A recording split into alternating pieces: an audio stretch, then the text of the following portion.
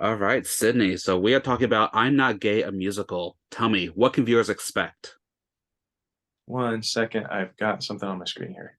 So it's the got it. Okay, hit me again. Okay. So we're talking about I'm Not Gay, a musical. What can viewers expect? Musicals, musical numbers, uh, dancing, singing, acting, all the things that go into musical film. Um, it's dark, it's funny, it's fierce, it's traumatic. It's like, life, Yeah, like what we've all been through recently. exactly. Well, why did you want to be involved with this film? It seemed well, it's the this audition song, to Hmm. be honest. Like that's usually your starting off point as a musical theater artist. Is this for my voice? Is it? And like it was one of those magical moments for me where it was like you have that feeling where I don't want anyone to debut this song except for me. Okay. And so that's where I got in on it. And that was before I'd read a script. So I, was involved in like because you do so many auditions, uh, you don't know what you're going to get called back for. So Yeah. it, it what how deep this story is really took me by surprise. Reading the script for the first time when I'm going through my callbacks, and that was my jumping off point about this character. I mean, he's been a dancer in his past, like myself, and he's grown up in a you know some would call like a rough place. Yeah. And I'm from Detroit, so I felt like this was something that I could probably convincingly pull off. Yeah, for sure. Yeah, tell us a little bit more about your character, Misha. Misha is he's dealing with some past trauma. He is basically a street brawler, like unsanctioned MMA fights. Hmm. You know, still MMA fights, just not with the glitz and glamour. Yeah. Um, and he is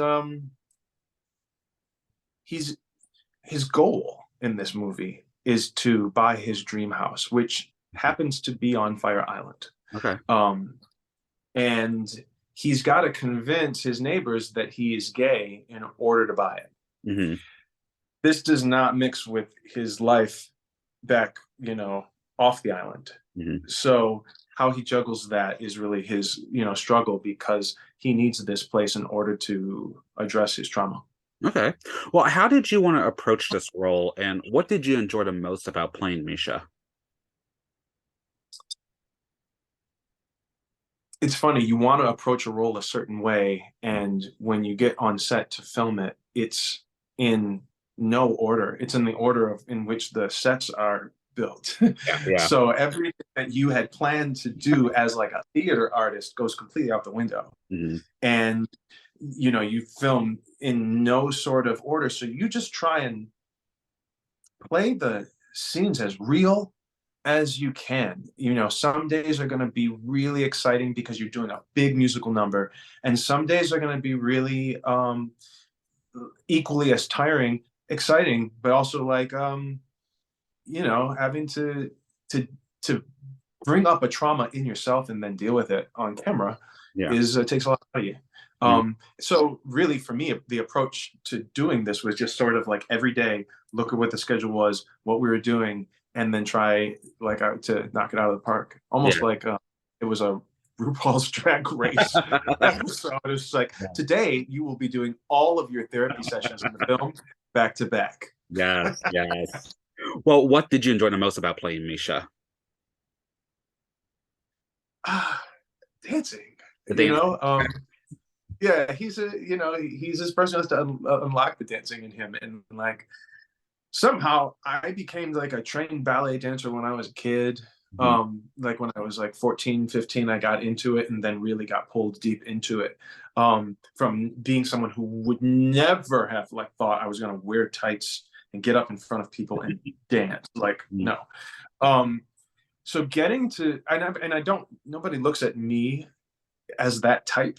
So even the fact that they had written it and wanted to see me, was like, hey, if they're gonna let me like dance all these different styles with the incredible choreographer Stacy Tukey from So You Think You Can Dance, Mhm. like really putting me through my paces, and like the cast, oh man, doing the musical numbers with them was it was almost like the best magic of doing a whole musical, the whole journey of it, Yeah, except you do it in like 6 to 7 weeks.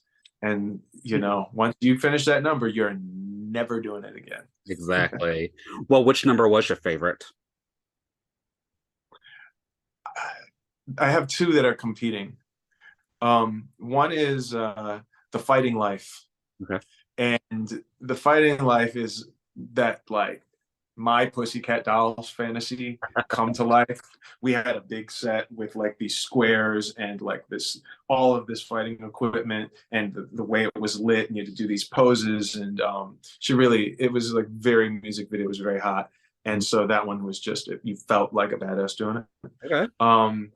And then there was another one called Here in This House, which is just like an amazing song about the history of how we got here, where we are today with gay rights, Okay. and how it came from Stonewall, and how we went through the AIDS epidemic, and Mhm. how we carved out a community in a little spot called Fire Island that is this like really magical Mhm. place, right? Yeah. Whatever you think of it, it is this like unique spot on the earth. And so that song really, I've never heard a song put to music how I feel about, you know, being gay and our legacy as a culture. Yeah, for sure. So I love that one. I mean, it's really hard to choose though, because there's not one I didn't like. I Yeah. mean, get ready. I Death Drop Dion. Yes. Can't So see that. Love it. right, it was Death Drop cut.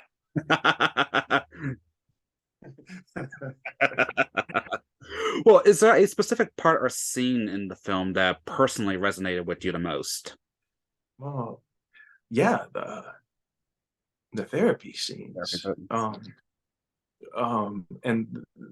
and I mean they're intense. Like the way they were filming them and the way they were set up was very almost like Kill Bill. Felt like Sensei in a way. But when he reaches that moment of, is he going to break through? Is he going to have this? Is he in this film? Is this guy going to let down his guard and let go of what this trauma is, and learn to and tell somebody so he can deal with it? Mhm.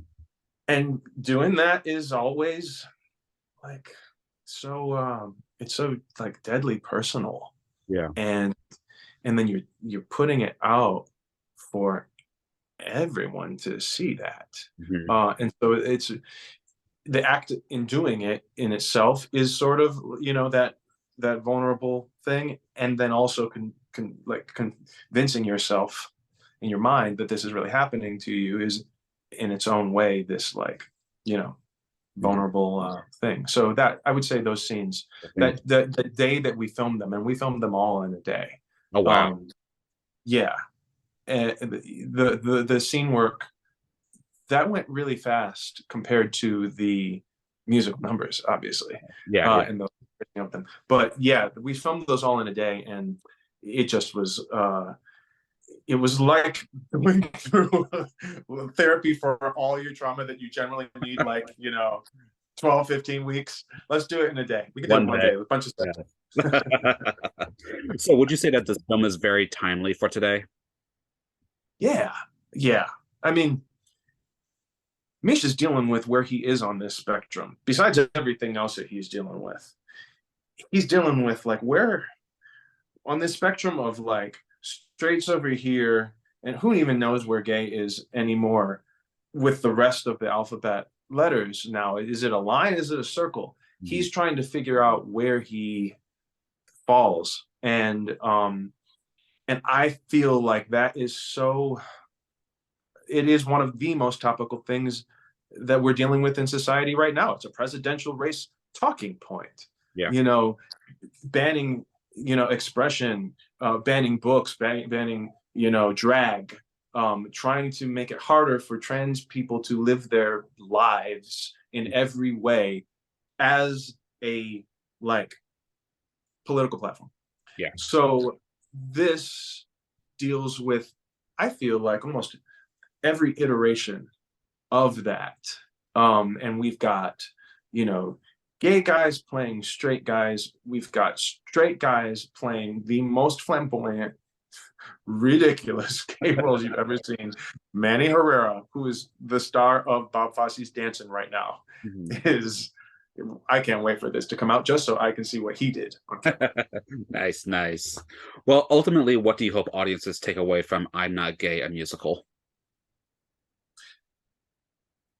Ultimately, I want them to have a hilariously romp of a good time Mhm. watching a real musical that's about something that musicals generally aren't about, Yeah. with music that you will be singing immediately after you've watched it.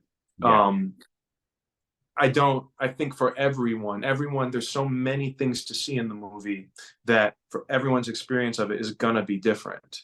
Mhm. Um, because they're gonna identify with different people in it. So I'm just ready for them to have a good time. We Yeah. need another musical. We need you know, another thing to sit on the couch and wrap up in a blanket and be like, let's Exactly. go off on a fantasy. Yes, we always need musicals, yes. And you are known for your musical work, especially playing Aaron Burr in the original cast of Hamilton. And additionally, you were the first outcast member in that landmark show. What was that like? It was tough. I came to New York thinking that it was gonna be Fire Island. That the theater community was gonna be this place of expression. And I had come from this art school, Interlochen, and where we lived on campus in the woods, just this place of just literally everyone paints their nails black and wants to be them. Just be themselves. Mhm. Um and so when I got there, I was so surprised to find so much like uh, almost homophobia, Really?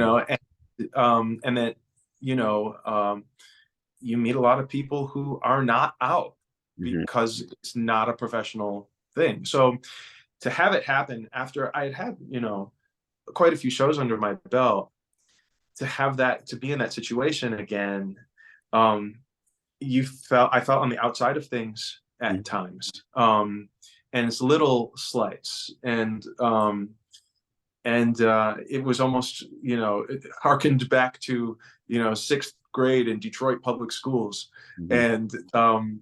and so that was rough, but it changed over time. Obviously, the cast, we add cast members, people come, people go. Of course, adding Jonathan Groff was having the kiki with. Um, and we had an amazing cover, Andrew Chappelle, who also um, is just so superbly himself. Mhm. Um, but yeah, I will in anytime you're in that situation, and I'm a mixed race person as well, and that's sort of how I identified. Nobody really ever guesses right when they are trying to figure out what I am, and so feeling like I don't have my group is that's my life experience. Mhm. Yeah. Um, so yeah, it wasn't you know what I wanted it to be, but man, what a crazy ride, right? I Mhm. mean, I bet. Mhm. won't take it back for anything. Good, good. Well, what are some future goals you hope to accomplish with your acting career? I don't know. I just take the auditions as they come. Okay. You let the universe decide. I mean, I'm I've been hitting a lot of them. I am on an animated series, and I'm on my favorite animated series of them all, Castlevania on Netflix, and Okay. singing as a countertenor and also as a baritone and a tenor in like like France in during the Revolution, of course, because the Revolution is backed by vampires. I Of mean, course. Of course. the monarchy, obviously, they're vampires. So that for me, it was funny. The day we wrapped I'm Not Gay, I got the call for that audition. Really? And Okay.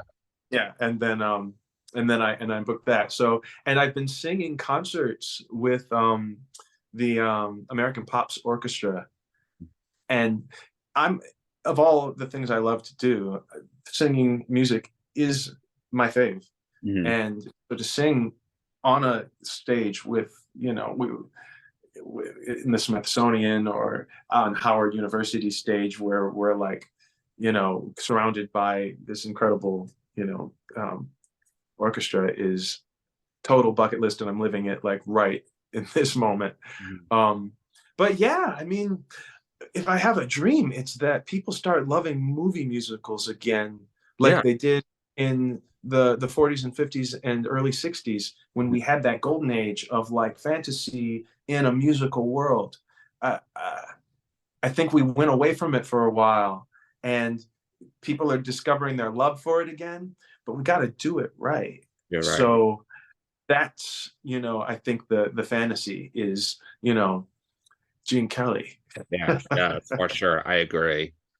Well, Sydney, how can one stay up to date with you? With me, I would say Insta is best, right? Sydney Harcourt, um, SYD, Okay. and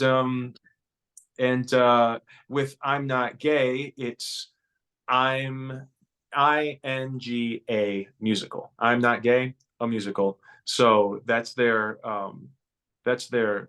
Insta, and honestly, I can only pay attention to one. That's for me is like Mhm. my email inbox, and it's not best to contact me by email, everyone. Um, but that and Insta is the one I choose to like pay Okay. attention to. Perfect, man. Um, Cool.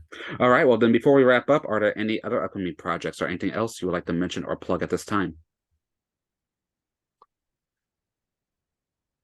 no, I already got Castlevania in there. That's my big deal. That Big one's one? coming out in August. Season 1 of Castlevania Nocturne is Okay. going to debut. I've got a concert right now streaming on PBS Mhm. called Black Broadway, Okay. um, and it's amazing. It's Peppermint, Corbin Blue, Nice. Norm Lewis, Stephanie Mills, and Tiffany Mann. So many amazing Love it. singers, and that's good. And I've got another animated documentary film coming out called Rhapsody on the Outlaw Ocean, Okay. which is also another dark musical offering. Mhm. Okay. Fantastic. Perfect.